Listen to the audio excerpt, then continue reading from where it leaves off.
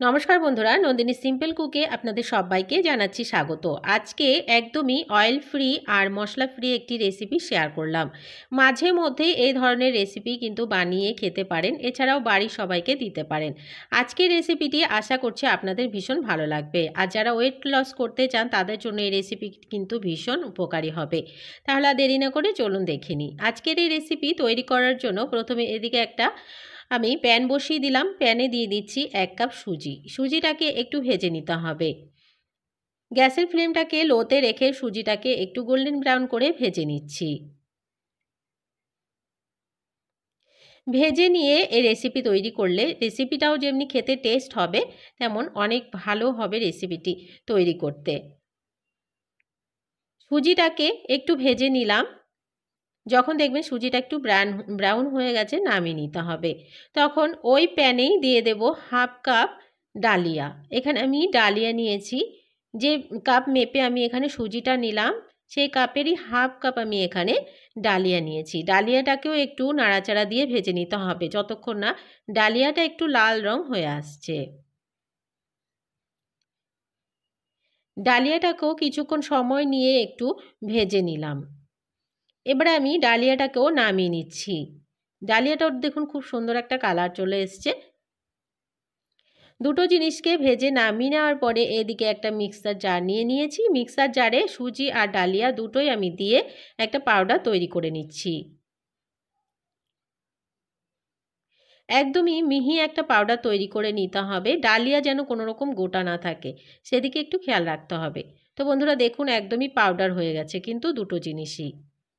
এবারে একটা বলে সমস্ত কিছুকে আমি নিয়ে নিচ্ছি।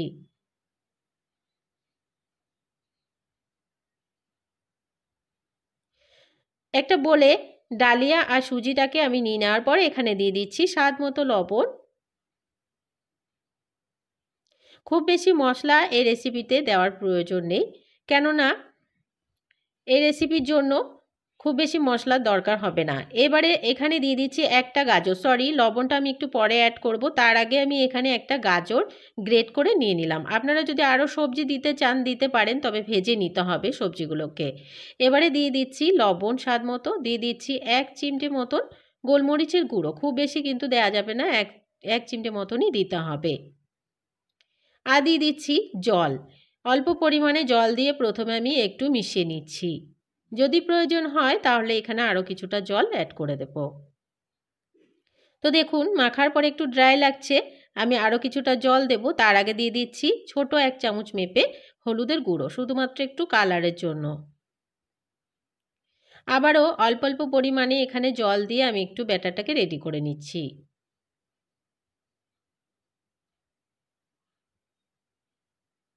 জল দিয়ে ব্যাটারটাকে খুব ভালো করে মিক্স করে নিলাম। এবারে ঢাকা দিয়ে রেখে দেবো 5 থেকে 10 মিনিটের জন্য।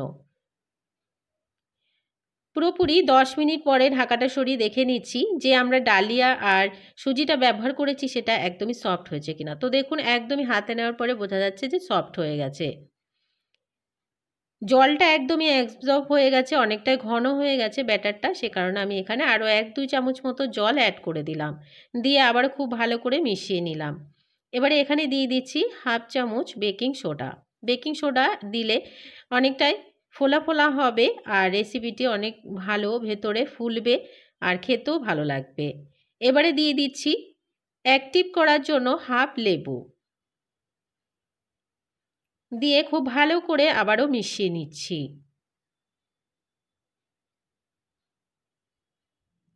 কিছুক্ষণ সময় নিয়ে একটু মিশিয়ে নেওয়ার পরে তো দেখুন ব্যাটারের ঘনত্বটা একদমই পারফেক্ট হয়ে গেছে। এবারে এদিকে আমি 4টে বাটি নিয়েছি, 2টো প্লেট মতন আর 2টো একটু গোল মতন বাটি নিয়েছি। বাটিগুলোকে আমি একটু অয়েল ব্রাশ করে নিচ্ছি। এ পর্যায়ে একটু তেল কিন্তু ব্যবহার করতে হবে, নাহলে একদমই রেসিপিগুলো ডিমোল্ড করা যাবে না। অল্প পরিমাণে একটু তেল নিয়ে সমস্ত বাটিগুলোকে আমি ব্রাশ করে নিলাম। এবারে যে ব্যাটারটা আমরা রেডি করে রেখেছি অল্প অল্প পরিমাণে ব্যাটারটা সমস্ত বাটিতে দিয়ে দিচ্ছি। একটুখানি করে ফাঁকা রেখে দেব, যেহেতু একটু ফুলবে, তো যাতে বাটিটাতে খুব সুন্দরভাবে তৈরি হয়ে যায় সেদিকে একটু খেয়াল রাখতে হবে। এবারে ওপর দিয়ে হালকা করে আমি একটু কাশ্মীরি লাল লঙ্কার গুঁড়ো ছড়িয়ে দিলাম। এবারে এদিকে একটা কড়াই বসিয়ে দিলাম, উপরে দিয়ে দিচ্ছি একটা ছিদ্রযুক্ত প্লেট। এক এক করে সমস্ত বাটিগুলোকে বসিয়ে দিচ্ছি।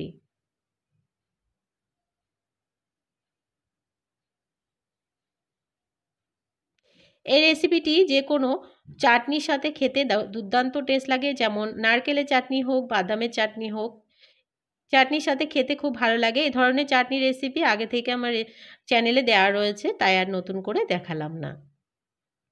10 মিনিট ঢাকা দিয়ে রেখেছিলাম। 10 মিনিট পরে আমি ঢাকাটা সরিয়ে দেখে নিচ্ছি, তো দেখুন সবগুলোই ফুলে উপরের দিকে উঠে এসছে। হাত দিলেই বোঝা যাবে যে হয়ে গেছে। যখন দেখবেন একটু হার্ড ভাব হয়ে এসছে, তখন গ্যাসের ফ্লেমটা বন্ধ করে দিয়ে নামিয়ে নিতে হবে। সবগুলোই ঠান্ডা করে নিলাম। এবারে আমি ডিমোল্ড করে নিচ্ছি। হাতের সাহায্যে একটু সামনের দিকে টেনে নিয়ে আসলেই দেখবেন সবগুলো খুব সুন্দরভাবে বেরিয়ে আসছে। একটা আমি বের করে নিলাম। কতটা সুন্দর হয়েছে দেখতে, দেখে বুঝতেই পারছেন। আমি আরও একটা বের করে দেখিয়ে দিচ্ছি। এটাও দেখুন কত ইজিভাবে বেরিয়ে এসছে। কতটা লোভনীয় দেখতে হয়েছে আপনারা দেখে বুঝতে পারছেন। আর কোনো রকম কিছু করার প্রয়োজনে এভাবেই এগুলোকে সার্ভ করে দিলাম। আজকের রেসিপিটি দেখে নিলেন বন্ধুরা কতটা সহজ একটি রেসিপি। আর আজকের এই রেসিপিটি কিন্তু ভীষণ হেলদি আর ভীষণ টেস্টি। ডালিয়া তো হেলদি, এটা আমরা সবাই জানি, আর ভীষণ সফট হয়। একবার হলেও বানিয়ে দেখতে পারেন।